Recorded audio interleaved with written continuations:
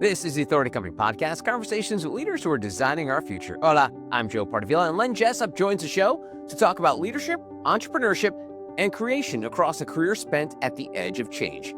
He's a two-time university president, former business school dean, startup investor, and the author of Selfless and his latest book, Create More: Lessons Learned from a Life at the Edge of Entrepreneurship in 5 Acts.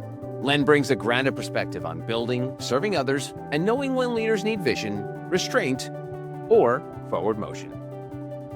Len Jessup, welcome to the show. How are you? I'm doing great, Joe. Thank you. It's great to have you. And Len, so over the past year, I've spoken to a lot of first-time authors, but what I like to say is this is not your first rodeo when it comes to books. And so I want to start by bridging your two books together. So you wrote Selfless after learning to lead by putting others first, and Create More after a lifetime of building and pushing at the edge. What happened in your life that made you realize great leadership needed both of those things? So obviously a plug to get both books. I want people to get the second book too, but tell me about what happened to you that helped make those two so necessary. Yeah, I think that it was a story that was brewing in my head, for decades, and I knew that I was eventually going to need to write about this. And then I finally got time to do it, after I don't know how many years go by. I credit that book, Selfless, really to my mom. That's a book about servant leadership, or selfless leadership, as I call it. And we got cute with the title, self being a verb, that you need to self less, kind of like wag more, bark less. And that all comes from my mom. My mom was the nicest person outside of my wife, Christy, the nicest person I think I've ever met. Would do anything for everyone, totally in service to others. And that was sort of the spirit and the motivation behind that book, and getting that message out that it's not only the right way to lead, but you can actually get teams a lot further faster by leading selflessly and engaging people. And then my dad was the entrepreneur. He was the one that kind of had the day job. He was we're all Italian family. My dad was a fireman in San Francisco, but he always had some business he was involved in on the side, constantly from one entrepreneurial venture to another. And my whole family was that way. Aunts and uncles and grandparents all had little businesses. So that was the entrepreneurial side, and that inspired me, and led to what I'm doing now with a venture capital fund, and kind of was the spirit, if you will, behind the book, Create More. Book 2. Yep, there it is. And you write about being on the sort of the edge of entrepreneurship. Like you weren't all in, like maybe your dad might have been, but you were like on the edge, on the periphery. What moment pushed you closer to that edge now with this venture capital? Like, was there something that said like, man, it's my turn? Because for decades, I had the safe day job and the steady income. Right. And so, but also was all along, I was a professor, a business school professor and a business school dean. So teaching entrepreneurship, teaching students about new technologies in business. I was doing it, startup investing. I helped start a little, venture capital fund, a little boutique fund in Seattle along the way. So I was always dabbling out on the outside and kind of out in the real world, so to speak, in entrepreneurial ventures and in venture investing. And so I kind of felt like I was living in both worlds. And this book, I think probably more than anything, is designed for that person kind of like me that's got that day job and that safety net, but as aspirations to kind of do something entrepreneurial. And they just need that little nudge to get them there. Yeah, it's funny. You'll often hear artists talk about this, and the ones that succeed, and maybe they say because they succeed, but they say the way you become successful and become the best at what you do is if there's no plan B. And so that motivates them to do whatever it takes because there is no backup. Yeah. And a lot of entrepreneurs are like that. Like a lot of entrepreneurs are very much like no plan B. This is it. What do you burn think? the boats, as they say. Burn all the boats. What do you think it is about like folks that can relate to you, what you are doing in terms of, I have this steady day job where I'm safe, but also I could take sort of small risks with either, whether it's a small business, a side hustle, what have you. What's your argument to say that, you could succeed in that path without having to be balls to the walls, no plan B? Right. I coach executives, quite often, and, because these are people are very successful executives, men and women in large, mature organizations, right? So that and so you hope that maybe one day they might feel that they can be an entrepreneur. They can be entrepreneurial within the organization. Right.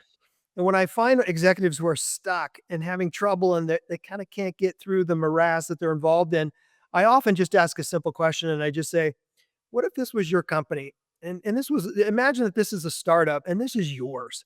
And it's not just that you're running it beholden to somebody else, some other stakeholders or board. I mean, this is really yours. You're the backstop. This is it. What would you do in this circumstance? And then what I often get is, oh, well, if you put it that way, then I would do this and I'd fire that guy and I'd be pushing to those markets. And then I just say, all right, why aren't you doing that? What's stopping you now? And often, it helps them to discover that they've just got sort of these false barriers, they're excuses that they put in front of themselves. And there's a lot more to it than that, but that often is the beginning of that shift in mindset to get them thinking, okay, I can be taking some risks here. I can be doing some things a little bolder than what I've been doing to push this organization forward a lot faster, and have the velocity of an entrepreneur. Nice. And speaking of that velocity, and selfless emphasizes slowing down to listen, Yeah. create more emphasizes momentum and action. Yeah.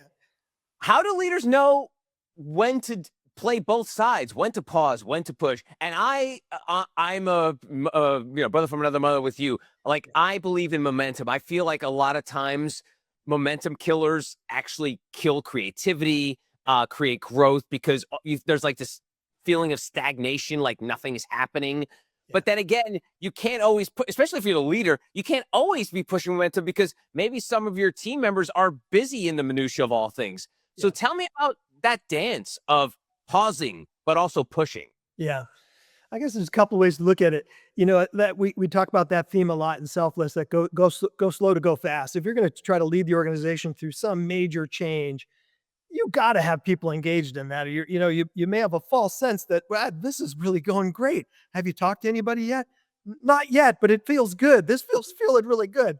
You probably, chances are, you've got passive aggressive behavior going on. You got to engage people and work them through, and have some buy-in to what you're going to do, or you're going to fail ultimately, and it's going to it's going to stop what you're trying to do, and it's going to take longer than you think. And so, I mean, you could look at that and say, and I've had executives say, God, if I did that, it would just take forever if I got to talk to everybody. Uh, you know, but it ties into the notion that I write about in the book that entrepreneurs are also really good at experimentation, learning, and failing fast. And so in an entrepreneur, they might do it with customers and getting feedback from customers and, oh crap, this is not going to work. I thought this was what they were wanting. It's not. So I got to go back, I got to pivot, I go back and I experiment. And for the entrepreneur in a large organization, it's the same process. You're experimenting, you're learning, you're talking with people. You may be failing, right? I had something I wanted to implement organization wide. I thought this set of incentives would work. Thank God I talked to a few people and it's not going to work. I got to come back, pivot, go back out, experiment, talk to people. Nah, I got one more fine tune. The bonus needs to be structured this way. Boom, now I've got it. It's all perfect and I can implement. So I think that it's all one and the same thing. You got to be open, you got to be talking to people, you got to be learning and willing to pivot. All right. So one more tie into the first book. So if a leader reads Selfless first, they might fear losing edge, right? Yeah. But if they read Create More first, they might fear becoming selfish. Yeah. So is there an order that people should read these books? Like, is it like a trilogy where you can't watch Empire Strikes Back before you watch A New Hope? Is it something like that? Or tell me about that. Like, if someone were to be introduced to the work and what you're doing today, should they start with Selfless? Should they go Create More first? What do you think? You could probably do them in any order, to be honest. But the good news about starting with Selfless, and I will say I've written these to be quick and engaging reads. It's uh, kind of in the mold of Mitch Albom, Tuesdays with Maury. This is, you could do this on a segment, on a flight, maybe two, and get through it pretty quickly. But the first one, I think, Selfless causes you to be more grounded and just to slow down for a second and think about my why. Why am I doing what I'm doing? And get back to core purposes, core values, and treating people well. Treating people with dignity and respect. And that's a good place to start from. Then when you start to think about, all right, now I got to get some stuff done. Whether it's I got an idea of something I want to launch, or I want to do something big in the organization I'm working for. I would start with the grounding and the why and selfless. And then this can be the blueprint to how to start acting a bit more entrepreneurially toward whatever it is that you want to accomplish. Nice. And in Create More, you write about a subject that I'm very passionate about, and that is boredom. And I know it sounds weird for me to say that, but I feel like our boredom meters are almost like zero. Like Yeah. we literally cannot live with a second of bored.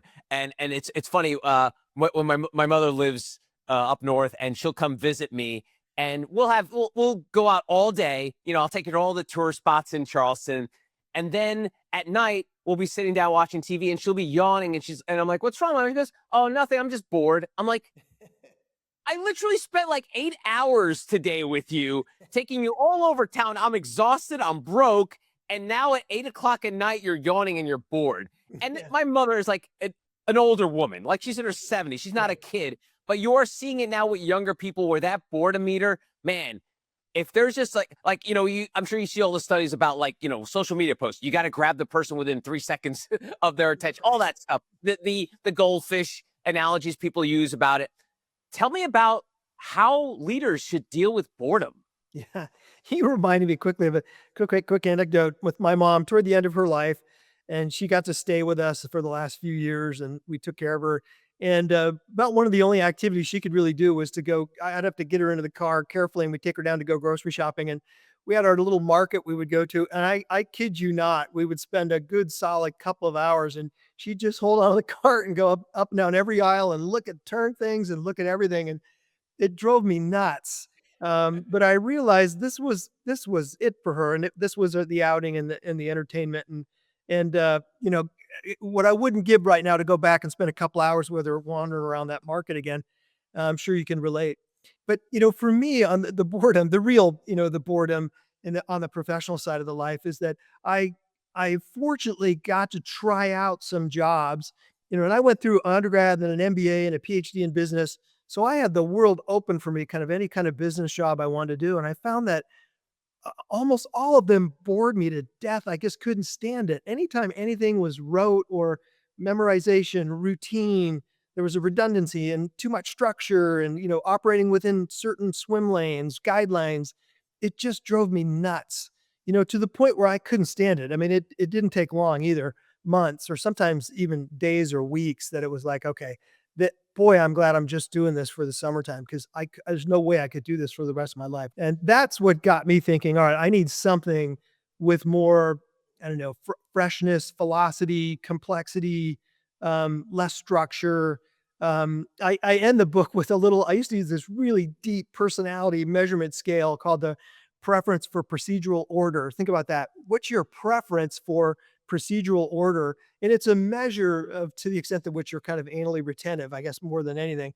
And I would make this point with my undergraduate students by giving them that survey in class, and it just drove the point home that it's how much structure do you want in your job? You probably then business school student major in accounting, and now you need the opposite of that, the absence of structure and guidelines, and you like working without a net, then major in entrepreneurship or in marketing or something on that end of the spectrum in the business school.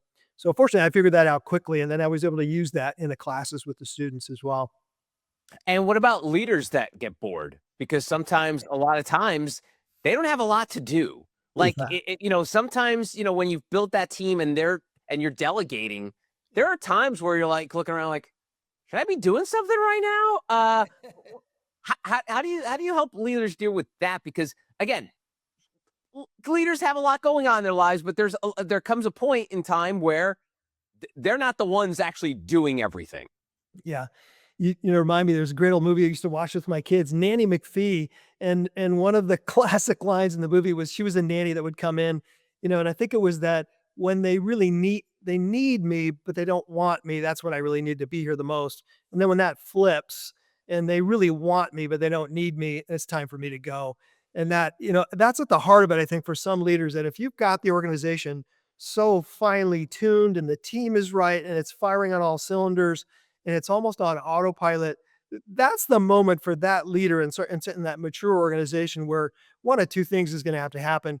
You either need to think of what's next for this company, and am I the right person to lead it there? Or if maybe there isn't a next, then it's what's next for me. Then this isn't the right place for me anymore. I need to go be stimulated and challenged again with some other mountain that I need to climb. At least for me, I mean, if you want your life to be meaningful, and and to get up in the day with the fire in the belly, thinking, God, I can't wait to go do whatever it is I'm going to do. If you're wired that way, then it might be time to move on to the next challenge. Nice. And you mentioned earlier about the fact that you got a PhD. You kind of checked all of the boxes along the way, the educational. But you did that instead of like your traditional corporate path. Was there a fear in like, am I wasting more of my time with this PhD thing? Or, should I just go, blank or get off the pot kind of thing? Yeah. Like what kind of struggles were you dealing with when you finally decided to, I mean, obviously you're happy that you got the Yeah. PhD, I'm sure now, It but all like worked out. when you made that decision, was there trepidation? Yeah, sure. I was getting advice from some people that, especially, going into the MBA, that boy, it might be good for you to work for a few years, then do the MBA. You might get more out of it. I was getting that Right. kind of advice, but I'm first generation college grad in my family. So, and my dad, again, fireman in San Francisco. So I had to work all the way through. I was always working while I was going to school, kind of burning the candle at both ends, throwing the candle into the fire. You know what I mean? Because I was working and going to school, and especially when I got up into the PhD program, to be working, a good 20 hours a week on campus. In that case, while doing the PhD was, boy, talk about burning the candle at both ends. But I had no choice, so I had to do that. I had to work to get through, to afford it. But then I was getting a world of experience while I was going to school, both out working outside the university and working some of the jobs on campus. So I felt like I was able to minimize that risk. Like, God, would I be able to apply this once I get the degree? Would I be able to do anything?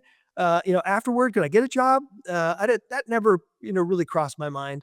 And I had really good mentors all the way through that I trusted a lot. I respected and trusted, and that said, "Keep going. You need to keep burning. Keep going. Don't quit. Keep going. Stay on this journey that you're on. Keep going to school." And in particular, after the MBA, I had Bernie was my advisor in the MBA program, and he's the one that really helped me out thinking about the PhD program because I didn't even know what a PhD was or what you did with a PhD. And I credit him for counseling me into the PhD when I didn't even know what it was. But man, was he right. It was the right path for me. So I'm glad I did it the way I did it. And like I said, it's not for everyone, but what advice do you give now to people up and coming who see that your entire wall is filled with certificates? Like, and for you, certainly it's worked out.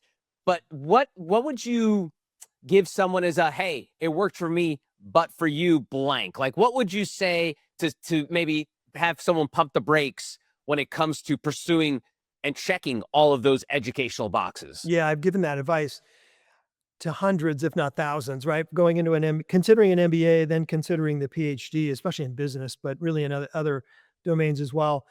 I walk them through. You could go this way. These would be the advantages. There'd be some disadvantages. You could go this way. Advantages, disadvantages. And then I encourage them to make that decision for themselves because it all depends on their context. And chances are, I don't, even if though it's a student I might have worked with for a few years, I don't really understand their life quite like they do, and that's really a decision for them to make. And I just try to help from my experience for them to judge one versus the other. I'm fond of the force field exercise. I have them, imagine the forces pulling me toward this. I've got forces sort of pulling me away or pulling me toward this. I'm going to imagine myself in those situations. I'm going to go get the MBA, up at Cal, or I got a chance to get a PhD at University of Arizona where I went, and I just say, if you can, go visit those places, go visit those buildings, and if not, do the best you can to imagine yourself in those two scenarios. And how does it make you feel? What are the forces doing inside you? And if I imagine myself in that Bolt Hall, and I'm going to do the JD at Cal, and I went and visited, and I just loved it, boy, then that's telling you something. But if you went and did the visit, and it was like, God, I don't think I could really, I don't think I would like living here or going into this building every day, then that's probably not the right step, next step.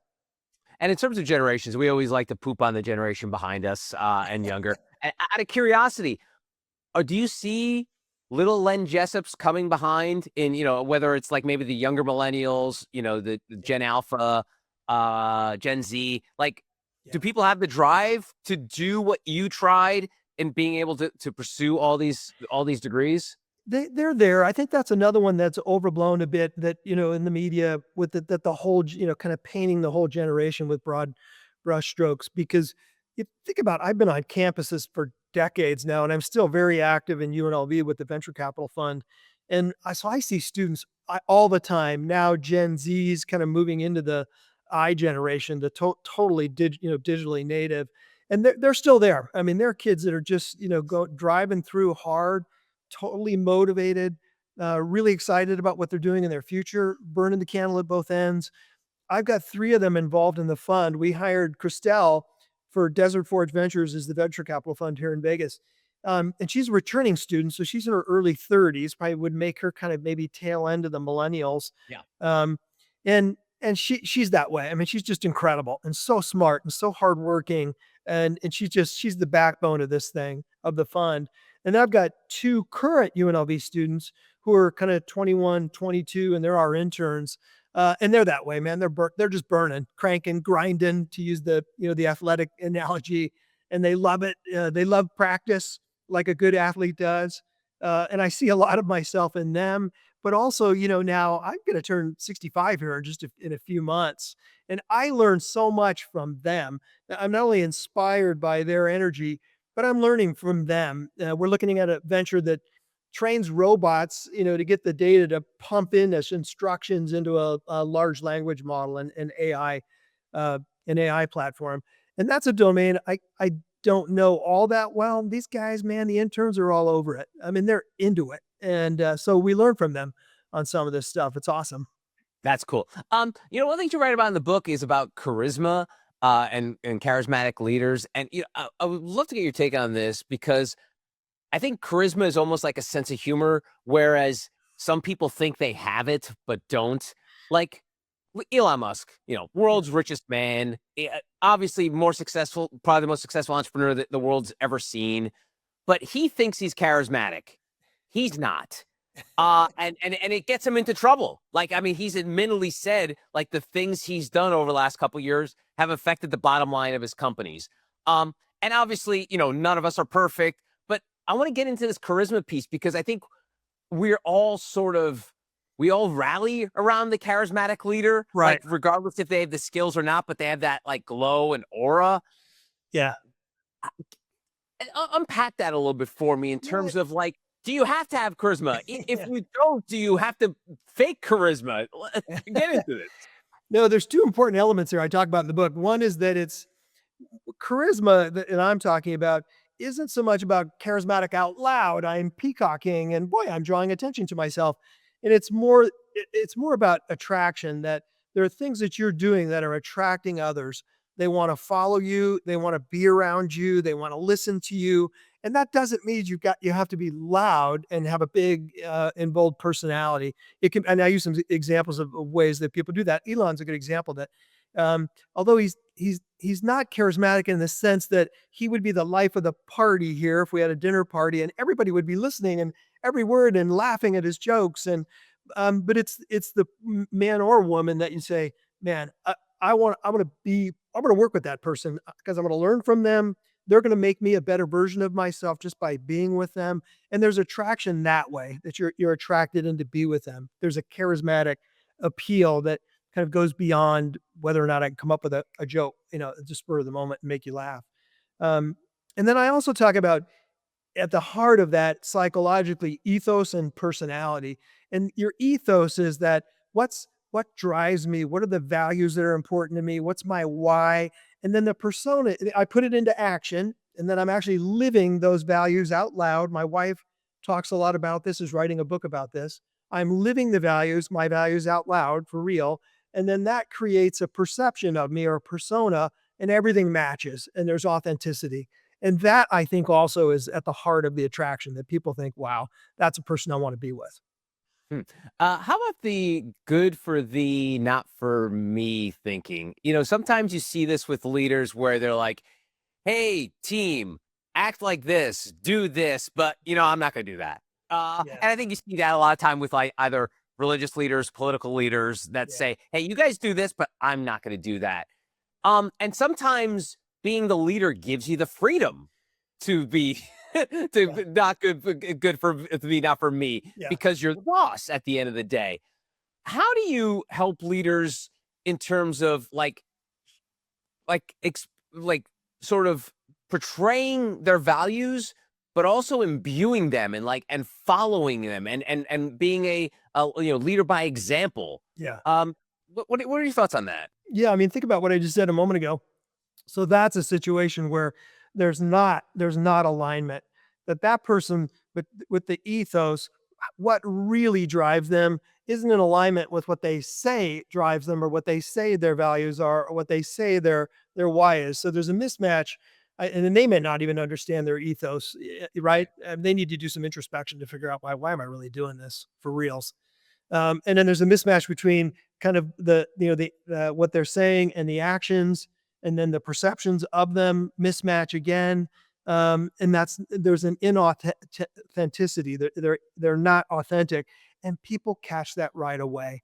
But we know it immediately. You start hearing somebody talk, or if you work with them and you watch them in a work setting, you quickly can sort out authentic from not authentic. And I think that's the big blind spot that many leaders have is, boy, they think that I can talk a good one and, you know what I mean? But I'm not the one here, first one in the morning, last one out at the end of the day. Okay, there's a mismatch there. Some leaders have a blind spot around that stuff, and people pick it up, and that's ultimately why I think people exit. There's a great piece in the org behavior literature, exit voice loyalty, that when people are unhappy in the organization, right, they're either going to be loyal, I'm going to stick it out because for whatever reason, I'm going to voice, like I'm going to say stuff because I don't like what's going on. I don't agree. You're not authentic. You're not doing what you're telling me to do, or they exit. And I think what's happening now, and I think especially after COVID, is more exit. People are just saying, forget it. This isn't worth it. I'm done. And I think especially the younger generation where, my generation felt like you got to kind of stick it out, and the younger generation, they'll bounce in a second if they see that authenticity. They won't hesitate to leave. Well, also, it society dictates that too, right? Because again, going back to your generation, I think you're an older Gen Yeah, X or I'm or a young boomer. yeah, no, I'm at the tail end of Boomers. the boomers. Exactly. Yeah. Sorry. And then my wife is just a little bit younger than me, and she's kind of at that front end of the Gen X. So we Okay. kind of span those two. So those generations, they sort of rewarded long standing, like, going to college, working that job for 20, 30 years, retiring, dying, all that stuff. Yeah. And when people were looking for jobs and hiring managers were looking at resumes, if they saw people like, oh, this person was at a company for 2 years, this person was at 1 year, that's something's off about them. Now job managers see that as, oh, okay, this person's selective. So it is in a way how society is shifting, not just in action in the job, but the way society looks at it. One of my running jokes, Len, I've always had is growing up as a Gen Xer. When you told someone that you were an entrepreneur, the other person would reply, "Oh, so you're unemployed." Yeah. Now you tell someone you're an entrepreneur, it's like, oh my God, you're like a celebrity. Like there's a glow about you. Yeah. So there's a way. It is funny how things change, and like the idea of you being mobile in your career is seen as a good thing, whereas it wasn't in the past. Same with entrepreneurship. Now it's really cool to be an entrepreneur. In the past, it was not. Yeah, and I think it shifted too because there was a time. You think about the founding of this country and kind of you get through the Industrial Revolution, and entrepreneurs were few and far between at that point. There were a lot of little small businesses, but the big successful Fords and the Carnegies and those, they were few and far between. Now in the gig economy, anybody can be an entrepreneur. You don't even really necessarily need to have the computer science degree or the electrical engineering degree.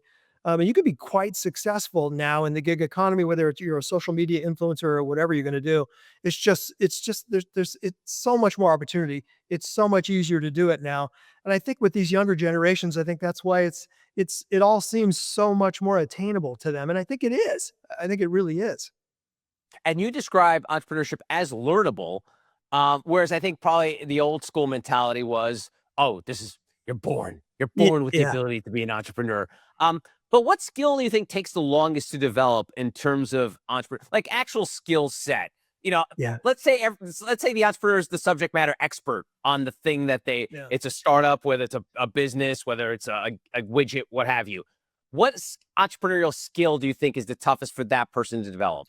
Yeah, it's a great question. I mean, so I think 9/10 of this we can teach because I've done it, teaching in business schools and entrepreneurship, popular topic. 9/10 of it we can teach. I can teach you all the tools.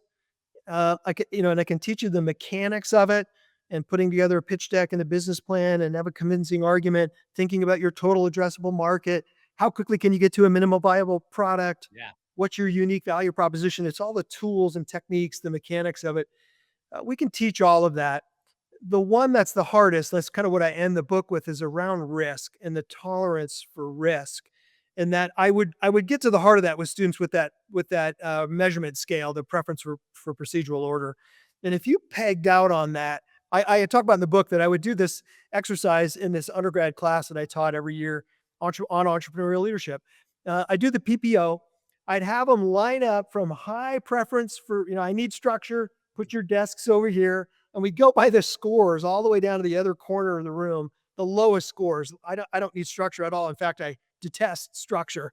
And then I'd have them call out their majors, and it worked like clockwork every time. Accounting majors, like I mentioned, on that end, and the entrepreneurial Right. majors on that. And corporate finance was a little bit that way.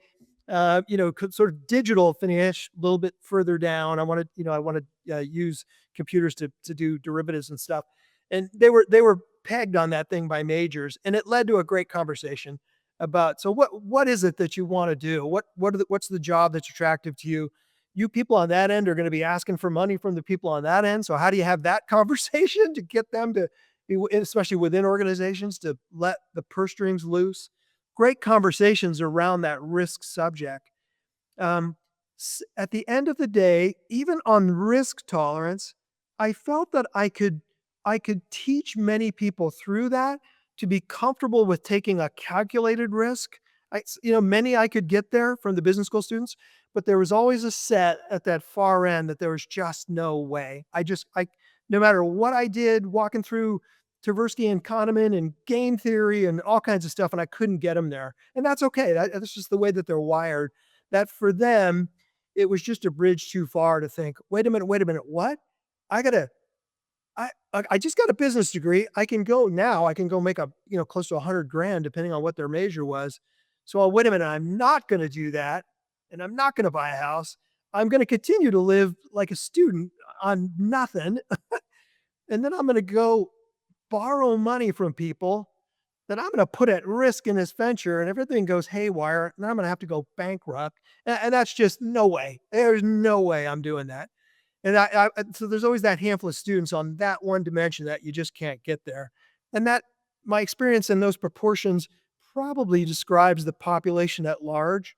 And to your question, I mean, that's the one that's the hardest. If you don't have that, it's difficult to get it.